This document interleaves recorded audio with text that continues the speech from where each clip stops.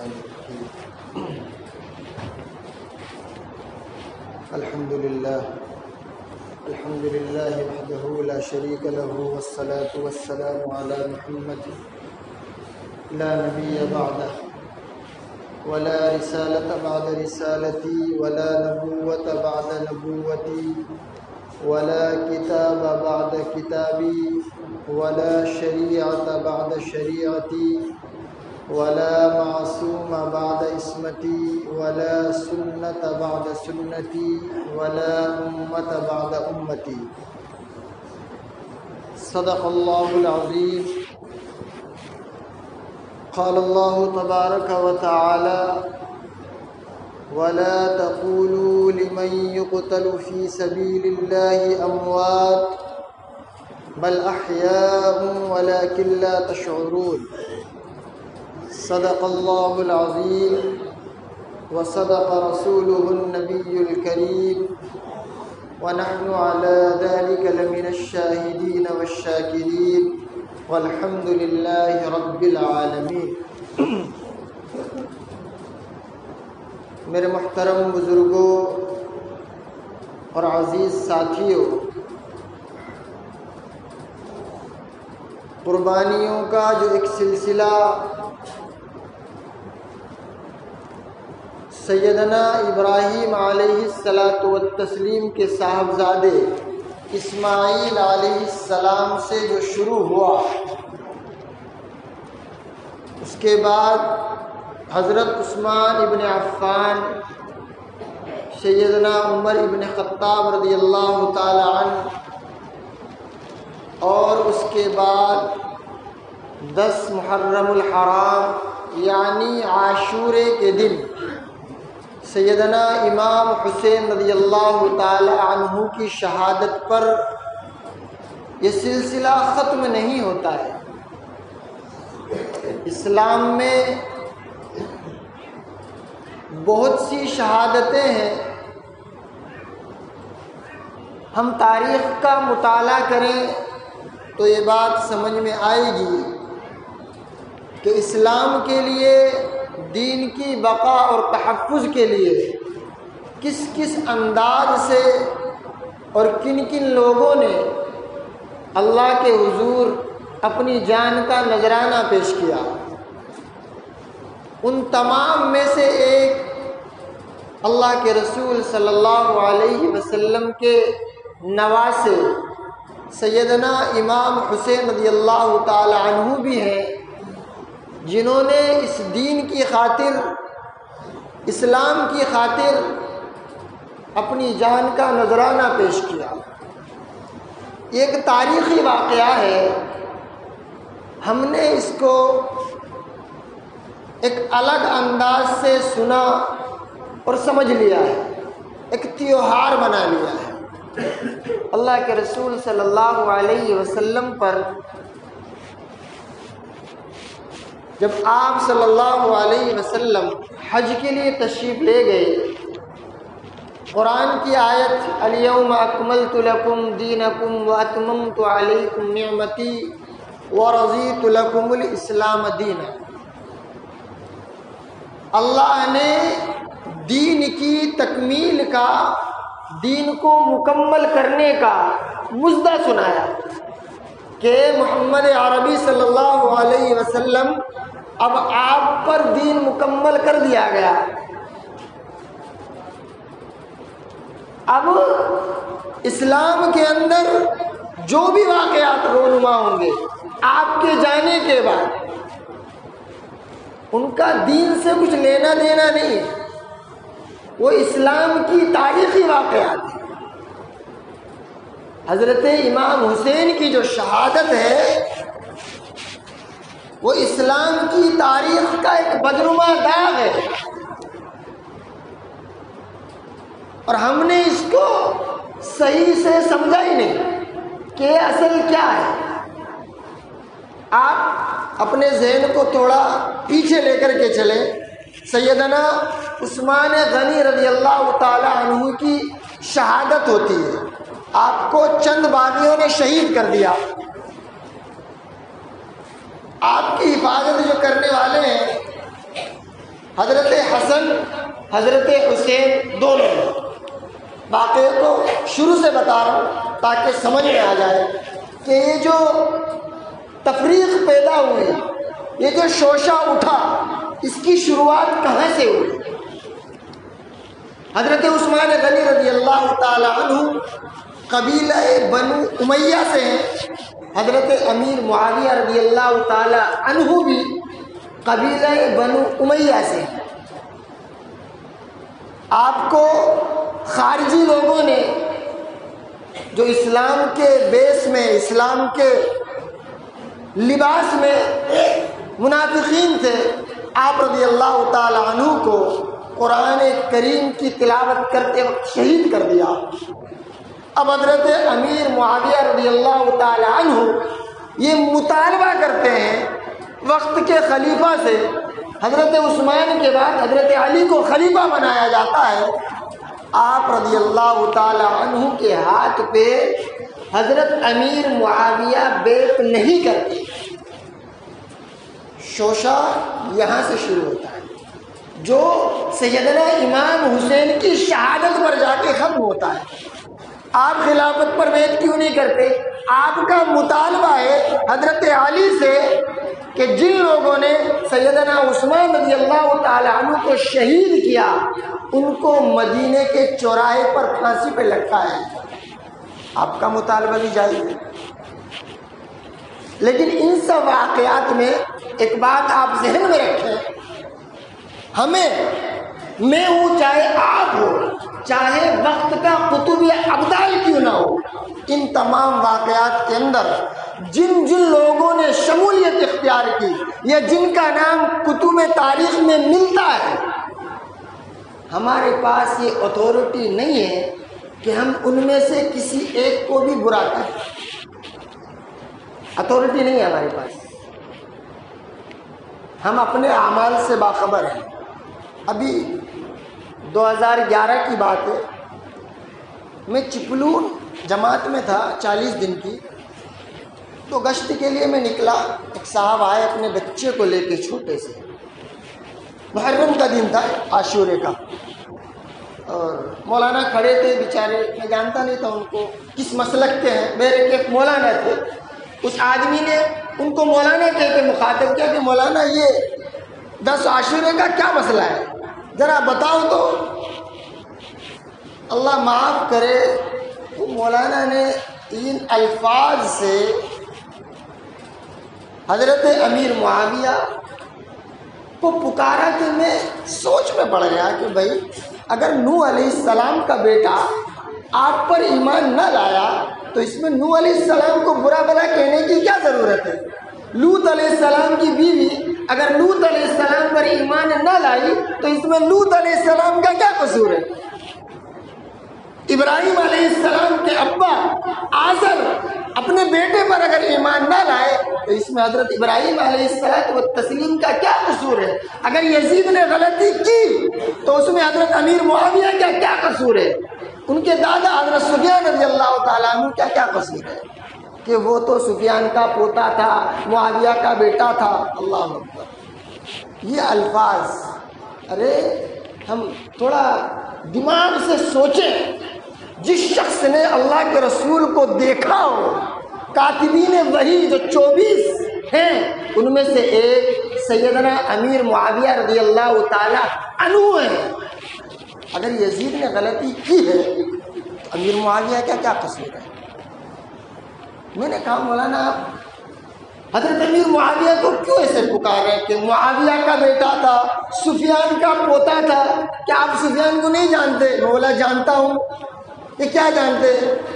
میں بولا اللہ کے رسول صلی اللہ علیہ وسلم پر جب تک آپ ایمان نہ لائے تو اللہ کے رسول کو زیر کرنے کی پوری کوشش کی، اور جنگ میں بڑھ چڑھ کے حضرت سفیان حصہ لیتے تھے۔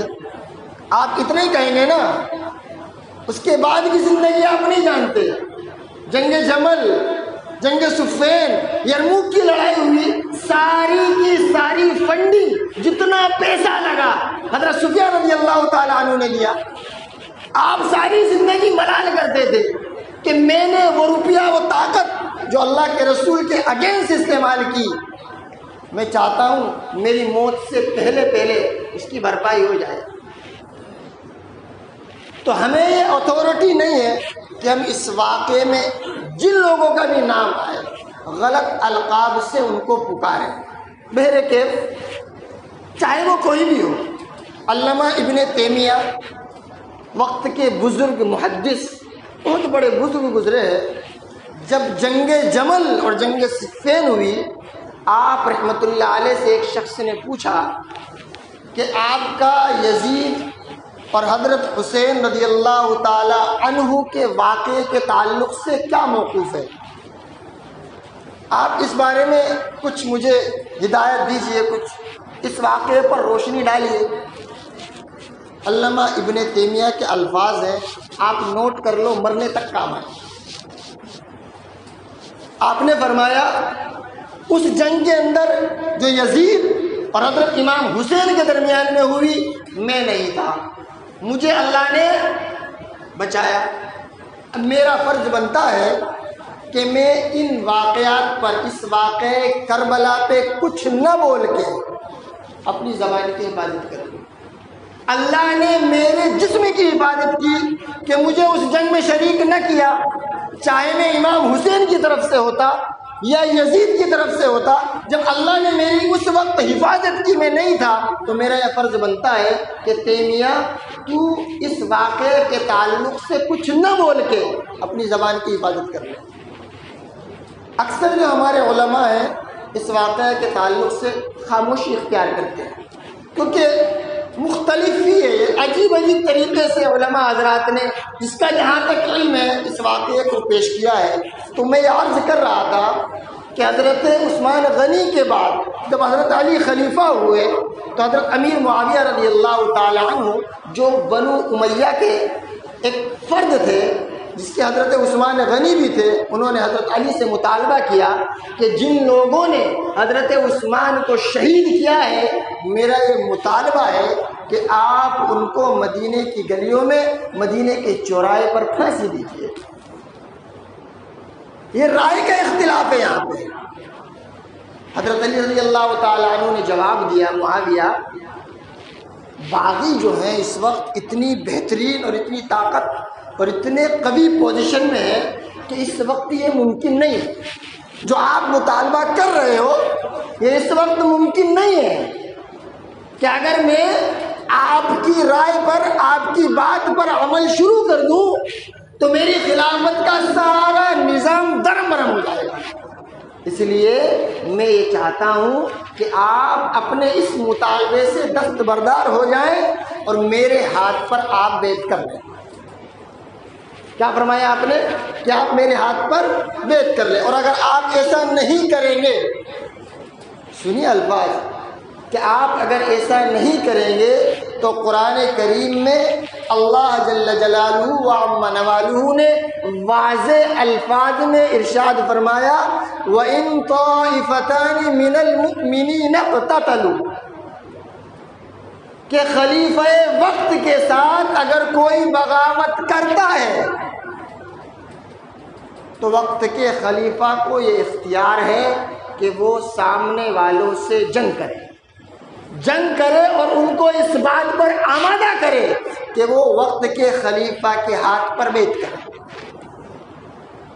حضرت امیر معاویہ رضی اللہ تعالیٰ عنہ نے کہا کہ بھائی علی، میں نے تو آپ کو خلیفہ ابھی تک مانا ہی نہیں ہے، اس لیے میں اس آیت کی زد میں آتا ہی نہیں، کہ میں اس آیت کی زد میں تو تب آؤں گا جب میں آپ کو خلیفہ مان لوں گا۔ خلیفہ ماننے کے بعد اگر میں آپ کے خلاف سازشیں کروں تب میں اس آیت میں جنگ کرنے کا، مار ڈالے جانے کا مستحق ہوتا ہوں۔ ایک دوسری بات، دو فریق تو یہ ہے، ایک حضرت امیر معاویہ اور ایک حضرت علی۔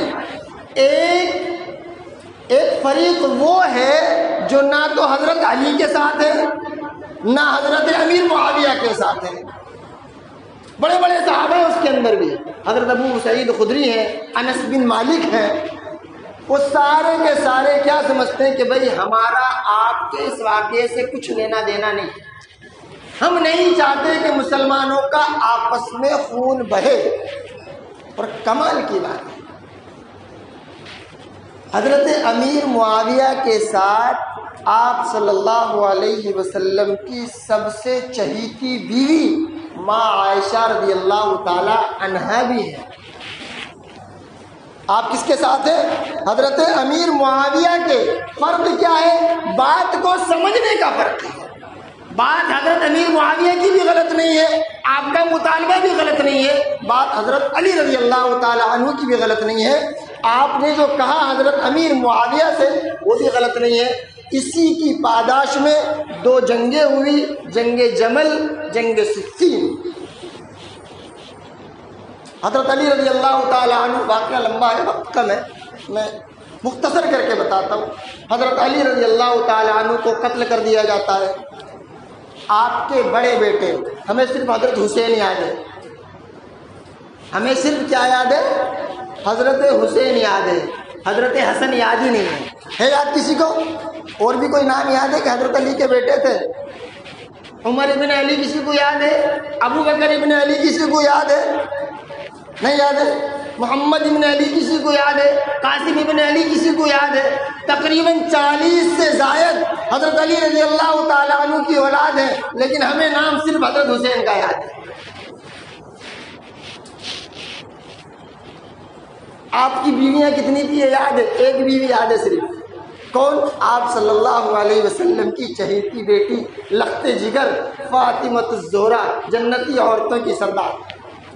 باقی کا نام پتہ ہی نہیں ہے کسی کو بھی. خیر چھوڑیے، وہ ایک الگ مسئلہ ہے.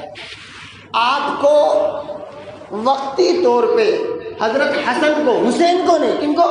حضرت حسن کو وقتی طور پہ خلیفہ بنا دیا جاتا ہے. آپ کی خلافت مدت 6 ماہ ہے. کتنی ماہ؟ 6 مہینے.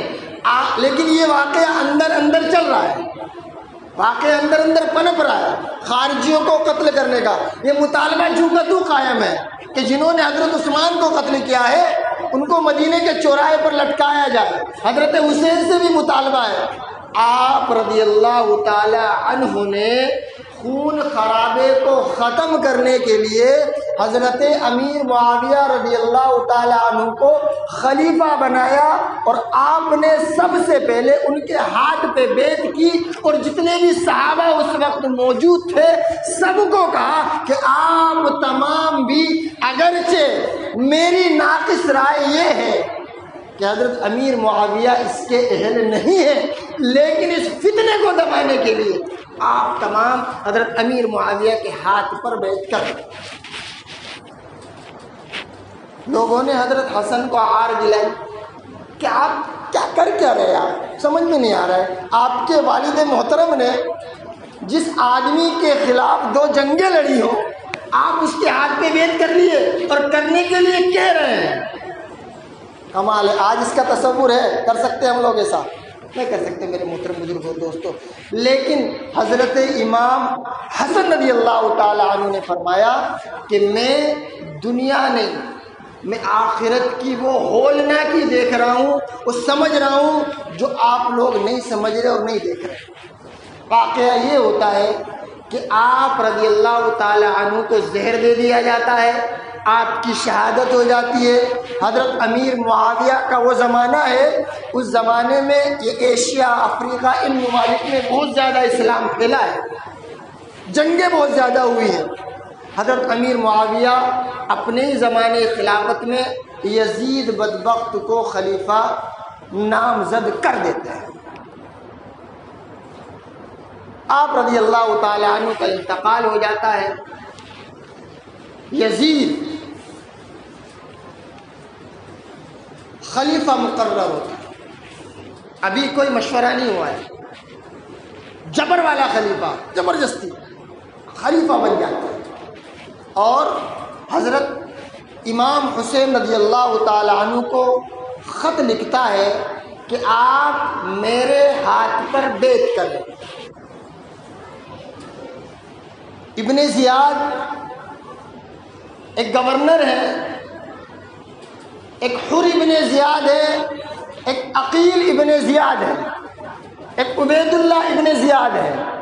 آپ ان دو کو بھیجتے ہیں، حر ابن زیاد کو کہتے ہیں کہ آپ حضرت امام حسین سے جا کر کے بات کریں اور میرے ہاتھ پر بیعت کرنے کے لیے ان کو راضی کریں۔ حضرت حسین رضی اللہ تعالی عنہ نے یزید کے تعلق سے بہت ساری باتیں سن رکھی تھی لوگوں سے کہ شراب پیتا ہے، گناہ عام ہو گیا ہے۔ آپ رضی اللہ تعالی عنہ کا مطالبہ تھا کہ جو آدمی اسلام سے ہٹ کر، ایمان اور اعمال سے ہٹ کر زندگی گزارتا ہو، یہ محمد عربی کا نواسہ اس بدبخت کے ہاتھ پر بیعت نہیں کر سکتا۔ ان کا مطالبہ یہ تھا کہ میں یزید سے براہ راست مل کے اس سے بات کر کے اس کو میں بتاؤں کہ تیرے زمانے خلافت میں کیا بدکاریاں ہو رہی ہیں، تو خود کتنا اعمال کے اعتبار سے گر چکا ہے۔ لیکن میرے محترم بزرگوں اور دوستوں، وہ سنا ہے نا کہ اقتدار کا نشہ آدمی کو جب چڑھ جاتا ہے تو پھر کچھ نظر نہیں آتا۔ کوفہ کے لوگوں نے آپ رضی اللہ تعالیٰ عنہ کو خطوط لکھے کہ آپ یہاں آ جائیں، یہاں کے حالات آپ کے موافق ہیں، سازگار ہیں۔ نعمان بن بشیر وہاں کے گورنر ہیں۔ آپ رضی اللہ تعالیٰ عنہ نے اپنے چچازاد حضرت مسلم بن عقیل رضی اللہ تعالیٰ عنہ کو کوفے کے لیے روانہ کیا کہ آپ جائیے، وہاں کے حالات پتہ کیجئے کیا ہیں، آپ مجھے لکھیے، اگر وہاں کے حالات میری موافقت میں سازگار ہیں تو میں آ جاتا ہوں۔ دیکھیے یہاں پہ بھی ایک موقف یاد رکھنے کی ضرورت ہے۔ حضرت امام حسین کا یہاں پہ بھی موقف جنگ کرنا نہیں ہے کہ اگر وہاں میرے حالات میری موافقت میں ہیں تو بغیر جنگ کے یزید کی خلافت کو ختم کیا جا سکتا ہے، لوگ میرے ہاتھ پہ بیعت کر لیں گے، یزید کی خلافت ایٹومیٹکلی ختم ہو جائے گی۔ لیکن کوفیوں کی چالاکی کو حضرت امام حسین سمجھ ہی نہیں پائے اور اتنے خطوط لکھے ان کو حضرت امام حسین کو۔ روایتوں کے اندر ملتا ہے کہ ایک ایک دن میں حضرت امام حسین کے پاس 60 خطوط آتے تھے۔ کربلا کے میدان میں جب آپ نے وہ آخری خطبہ دیا تو وہ تمام خطوط ان بدبختوں کے سامنے ڈال کے کہا تھا، اور ایک ایک خط آپ اٹھاتے تھے کہ تو یہ خط لکھنے والا نہیں ہے، یہ خط لکھنے کے بعد بھی تو میرے سامنے جنگ کے لیے کھڑا ہے۔ حضرت مسلم بن عقیل وہاں پہنچ جاتے ہیں۔ ایک دن میں آپ نے تقریباً 17,000 لوگوں کو بیعت کیا امام حسین کی خلافت پر۔ آپ رضی اللہ تعالی عنہ کو جب یہ لگا کہ یہاں کے حالات حضرت امام حسین رضی اللہ تعالی عنہ کے تعلق سے سازگار ہیں، انہوں نے حضرت امام حسین کو خط لکھ دیا، اور وہاں بھی کچھ لوگ شیاطین تھے، انہوں نے یزید کو خط لکھا کہ بھائی نعمان بن بشیر کیسا ڈھیلا گورنر تو نے یہاں کا بنایا ہے، اگر یہ ایسے ہی چلتا رہا تو ایک دن مسلم بن عقیل اس کو ہٹا کر کے گورنر بن جائیں گے اور حضرت امام حسین کو یہ بلا لیں گے اور تیری خلافت ختم ہو جائے گی۔ اس نے تیز اور طرار اور مکار قسم کا شخص جو ایک دوسری جگہ کا گورنر تھا، اس کو فوری طور پہ خط لکھا جس کا نام ہے عبید اللہ ابن زیاد، کہ آپ جاؤ مسلم بن عقیل کو مار دو اور اپنی خلافت اپنا گورنر وہاں پہ قائم کر دو۔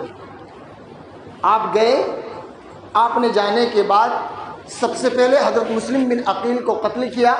آپ رضی اللہ تعالی عنہ کو حضرت مسلم کا خط مل چکا تھا، آپ وہاں سے نکل چکے تھے کوفہ کے لیے۔ آپ جب کربلا کے میدان میں پہنچے تو عبید اللہ ابن زیاد نے حر بن زیاد کو خط لکھا کہ آپ کو حضرت امام حسین کو روکنا ہے، کوفہ نہیں آنے دینا آپ کو۔ حضرت حر بن زیاد جو تھے وہ اچھے تھے، بزرگ آدمی تھے، آپ نے ان کو اکراماً کہ آپ نواسہ رسول ہیں، آپ آگے نہیں جا سکتے، مجھے یہ حکم ہے کوفہ کے گورنر کی طرف سے کہ آپ کو کوفہ میں داخل نہ ہونے دیا جائے، اور اگر آپ میری بات کو نہیں مانتے تو آپ سے میں جنگ کروں۔ آپ رضی اللہ تعالیٰ عنہ نے فرمایا کہ ٹھیک ہے، مجھے آپ کی بات منظور ہے، میں آپ کے ہاتھ پہ بیعت نہیں کرنا چاہتا، میں چاہتا ہوں کہ مجھے لے کے جایا جائے، میں یزید سے ڈائریکٹلی بات کرنا چاہتا ہوں، اور اگر یہ پاسبل نہیں ہے تو آپ مجھے یا تو مکہ جانے کی اجازت دے دیں، یا میں جہاں سے مدینے سے آیا ہوں وہاں مجھے جانے کی اجازت دے دیں، میں واپس جانے کے لیے تیار ہوں۔ لیکن عبید اللہ ابن زیاد اتنا بدبخت انسان تھا، اس نے 20,000 کی فوج کا لشکر بھیجا اور حر ابن زیاد کو یہ تاکید کی کہ آپ جبراً حضرت امام حسین سے یزید کے ہاتھ پر بیعت کروائیے۔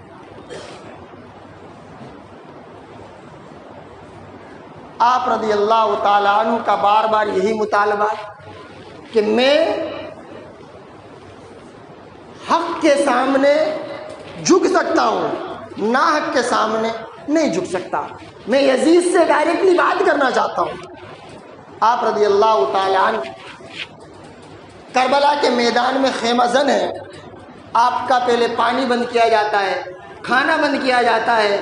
آپ رضی اللہ تعالیٰ عنہ کے بڑے بھائی حضرت حسن رضی اللہ تعالیٰ عنہ کے صاحبزادے حضرت زین العابدین وہ سخت بیمار ہیں، خیمہ زن ہیں، آپ کے بیٹے علی اصغر، علی اکبر اور تقریباً 70 یا 80 لوگ ہیں جو کربلا کے میدان میں خیمہ زن ہیں، اور آپ کے مقابلے میں عبید اللہ ابن زیاد نے 70,000 فوج کا لشکر بھیجا۔ کتنا؟